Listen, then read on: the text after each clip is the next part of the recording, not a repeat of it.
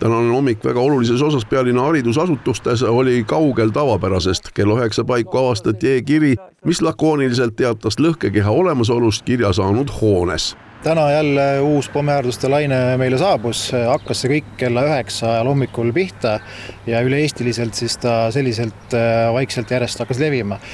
Saadeti e-maili teel asutustele, põhiliselt koolid, lasteaiad ja kokku tänaseks on need umbes 84, kes selle pommiäärdusteate e-mailil on saanud. Koolid reageerisid erinevalt. Reeglina selliste asjade puhul on välja töötatud kindlad reeglid ja käitumisjuhendeid.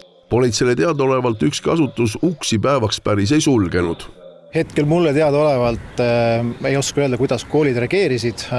Ütleme, et asutustel on ka oma protsess. Kui keegi Eesti peal mingi protsessi käiku lükkas, siis ta lükkas ja politsei oli vajadusel neile abiks ja tegelikult taandasime või külmutsime selle ohu tegelikult väiksemaks, kui võib-olla koolid keegi kuskil reageeris. Aga suures pildis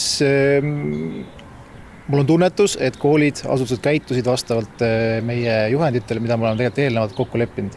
Kiri, mis asutustele koolidele saadeti, oli venekeelne.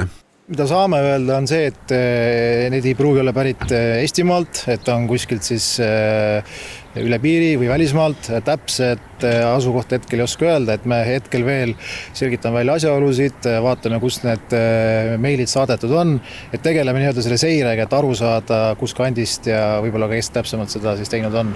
Selline venekeelne meilirünnak pommi ähvardusega leidis aset ka 2023. aastal. 2025. aasta 10. novembril aga said paljud koolid eelnevalt teada võimalikust terrorirünnakust. Ja kõige parem, mida selle vastu saab teha, on siis mitte lasta ennast hirmutada, mitte jagada edasi. Me oleme teadlikud nii politsei kui kapo, et saada siin aru, et millega võib olla tegemist ja kes võib olla selle taga. Praegusel hetkel mingit sellist kinnitust anda on väga raske, see sisu on olnud esialgu venekeelne. Kusjuures järgmisel päeval saigi Tallinna Tehnikakool teate õpilasest, kes kooli saabus õhkrelvaga.